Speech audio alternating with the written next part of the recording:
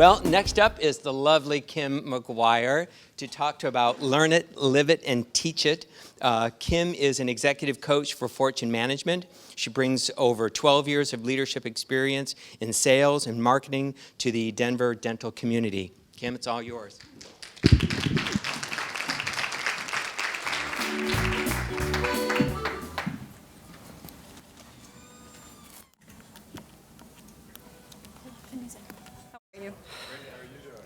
It was December 2008. We were living in New York City with our one-year-old son. I had taken a hiatus from coaching dental teams to study life coaching and to have my son. The economy was in a tailspin, and my husband lost his job on Wall Street. We didn't know what we were going to do. There was so much fear around it. We were all of a sudden faced with the notion that we had no job, no income, no family nearby, and all the media could talk about was how awful the economy was. It was a very, very scary time. So we thought, oh gosh, what are we going to do? We have a family to support. So we thought, well, let's just find a job and we'll just go move there, right? Wherever that was going to be. We loved New York City. We loved being there, but we knew it wasn't going to be forever. We wanted to be back west, closer to our families. But at that time, it was like, well, what are we going to do? Where are we going to go? So when I went home for Christmas, my mother said something very profound and wise, as mothers do, right? She said, Kim, you and Kevin have great careers. You've got great education. You get to choose where you want to live. You get to choose where you're going to be, and then you create your life around that. Okay, got it, Mom, thanks. So we flew back to New York. We're sitting at our kitchen table going, oh my gosh, where are we going to go? I'm from the San Francisco Bay Area, and my husband is from Denver, Colorado, so we're kind of looking at those two areas, right? And we're doing our pros and cons list. And I realized that I had been teaching my clients so much about living their vision that had I really done it myself? Learn it, live it, teach it. What I want to talk to you all about today is this concept that we learn so much out there. All of you are entrepreneurs, right? You're reading lots of books on business and leadership. You're listening to podcasts, probably watching TED Talks, I'm sure. All these things we're learning about, right? But are we truly living it into our lives? Are we truly incorporating these concepts into our lives so that we can have a great life? Because then, and only then, can we teach it to our clients. Because when we learn these things and then we live into it, and sometimes we stumble and sometimes we succeed, we have stories around that. And then when we teach it to our clients, it becomes real and authentic. If you just learn something and then you turn around and regurgitate it and teach it, it's empty and people can see that and they get it, right? But when you've lived it, you've truly lived it and tried it on and stumbled but got back on that horse, and then you teach it, it's so much more profound. There's a wonderful expression that I love, that you can't keep something unless you give it away. So it's all about being from abundance and teaching, teaching, teaching. Learn it, live it, teach it. So we go back to our apartment in New York, and I said, honey, I've got this great model I've been using with my clients for like years. Maybe we should use it. It's called the life wheel, right? So I said, Kevin, honey, I want you to do this. He goes, oh, this is some coaching thing you've got me doing. I said, yes.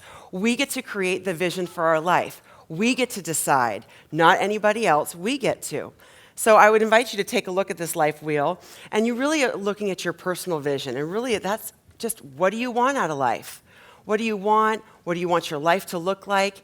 Because everything around it, all these other spokes, really go into the personal vision. You're either moving yourself towards your vision or away from your vision. That's pretty much the only way it works, right? So I said to ourselves, if you look at this life wheel, and I will too, and we'll create one for ourselves individually and then for our family.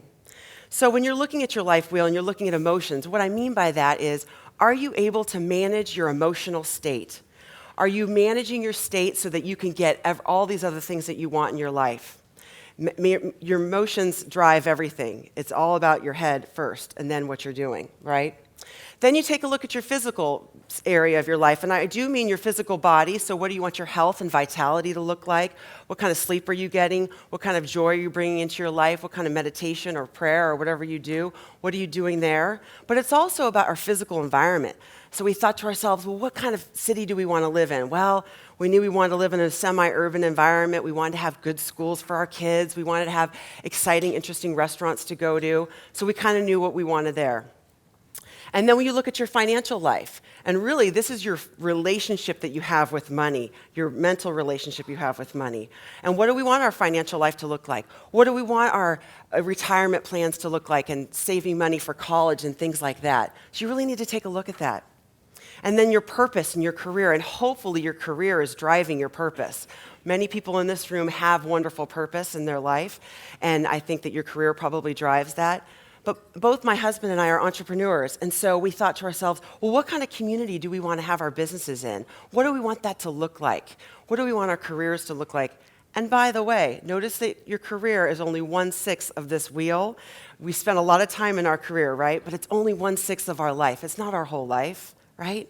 It just feeds sometimes the whole rest of our life. Then you look at your spirituality and your contribution. What did we want to contribute to our community? What do we want our spiritual life to look like? We get to decide. And last, but certainly not least, taking a look at your relationships. Your relationships first with yourself, then with each other, and then with your family. We knew we wanted to live in an area where we could see our family and we could really connect with them more now that we had one child at that time. And also, what kind of people did we want to meet? We wanted to meet some interesting, well-traveled, educated people that were going to inspire us and have a lot of fun. And so we looked at all these different areas, and then we decided where we were going to be. And notice that time is one of these funny things, right? And I've heard from this group that we have some issues with, or we're doing a lot of things, so we're having trouble managing our time. Well, guess what? You can't manage time. Unfortunately, you can't. We try to. We read all the books, and we try and figure out how to manage time, right? All you can do is make decisions about where you're spending your time each and every day. You get to decide how you're spending time. So that's why we put time all the way around, because it really incorporates all of it. Learn it, live it, teach it. And the exciting thing is, now that I've really incorporated this into my life, and we've moved to Denver, Colorado, we've created this amazing life over the last 5 years there. When I'm doing coaching with my clients around their vision and their goals, I've really lived into this. This isn't just some life wheel that I'm throwing up on the PowerPoint. I've really done it in my life. So our clients and the team members that work for them are so inspired by this life wheel that every single year we have them take a look at this life wheel and create new goals around that. And I create new goals every year with my life coach around my 3, 6, 9, and 12-month goals in all these areas of my life. And it's so inspiring because you can see things moving forward on an ongoing basis. But if I were just to teach this and not live into it, it'd be pretty shallow and pretty empty. Learn it, live it, teach it.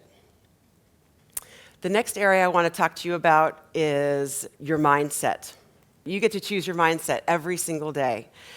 We tend to think that outside factors affect our success in our life, right? We tend to think that all these things, the economy, don't we hear things from our clients? Our patients aren't accepting treatment. Our team members don't understand what we're doing. They don't get what the system is. Nobody's understanding what the enrollment system's supposed to be. All these different mindsets. But guess what? We get to choose if we're going to have a more empowered mindset. What I've seen in my work with life coaching and with coaching dental teams is that there are a couple of categories of limiting beliefs or limiting mindsets. And the thing is, your mindset determines everything, right? So let's have some fun with these 3 different categories, shall we? The first one that we see is Little Miss Perfect. And Little Miss Perfect comes up, and what she does is she gets into your head and she says, you're not good enough, you're not succeeding, right? Little Miss Perfect she just wants you to be perfect all the time, right? And when you're not, she gets really mad. You're not going to have any more clients. People aren't going to say yes to your treatment. People aren't going to say yes to referring their friends and family, things like that. Then we also see Lonely Lucy. And Lonely Lucy, she's lonely. She's saying, nobody likes me. Nobody wants to refer to me. Nobody's going to say yes to my treatment. Patients aren't going to refer their friends, things like that. And then we see Freddie the failure. And Freddie the failure says things like, you can't win, you're not going to succeed, you're not going to reach your goals, things like that. So these mindsets will creep in every once in a while. And what I usually say to them, there's two ways to handle this mindset situation. The first way is to say, Lonely Lucy, Little Miss Perfect, Freddie the failure, you are not invited to this party. Thank you very much. Another way you can do it is by taking a look at your life and how your life has unfolded over time. And I'll give you a little example from my own life. My father bought his dental practice in San Jose, California, so we lived right around there. And the interesting thing was the Silicon Valley basically grew up right around us. And my high school, while I was a pretty normal, average student, my high school ended up being extremely competitive because a lot of the brilliant engineers that they recruited to come to work in the Silicon Valley, they're really smart kids that ended up going to my high school. So I made up this notion, because I was very much in the middle of my class, that I'm not smart. I made up this mindset that I'm not academic, I'm not smart, I don't get good grades. So what did I do? I made up for it. Of course, I'm tall, so I did sports, and I'm very social, so I was, of course, on the ASB. I was a cheerleader, all that, right? But what happened over time then, after I got out of college, was that I started coaching and training and really being connected with my values of connection and communication, helping people be great leaders. And so that I'm not smart mindset drifted away, and now I choose a new mindset of, I'm a lifelong learner, I'm a powerful leader, I'm a coach, I'm a trainer, and I live into that. Every once in a while, I'm not smart creeps on in, but I get to choose every moment of every day of how I want to take a look at that and replace it with a more empowering mindset. So now when I hear my clients saying things like, we're not going to reach our goal, and oh my gosh, our goal is too high, oh, the economy is so bad, rah, rah, rah. Well, you know what? My clients, they've decided a couple years ago, we are not participating in this recession. We don't want to talk about it. We're not even don't watch the news, none of that. And all of them are having record years, year after year after year. So it's all about your mindset. It's not about outside forces, it's about your mindset. So like many of you, the first two concepts I talked about, building your vision and creating a different mindset, are pretty big concepts. And they do take a lot of practice and determination over time to make it happen and make it real. So on a day-to-day basis, since I'm such a busy person, like the 1-year-old I talked about in New York, he's now almost 6, and he has a 2-year-old little sister. So life is a little crazy for me. I'm running my own business. I have a very busy husband. We've got lots of friends and family around and all these things, right? So what do I do day to day to help me be in the mindset that I need to be and be as successful as I can be?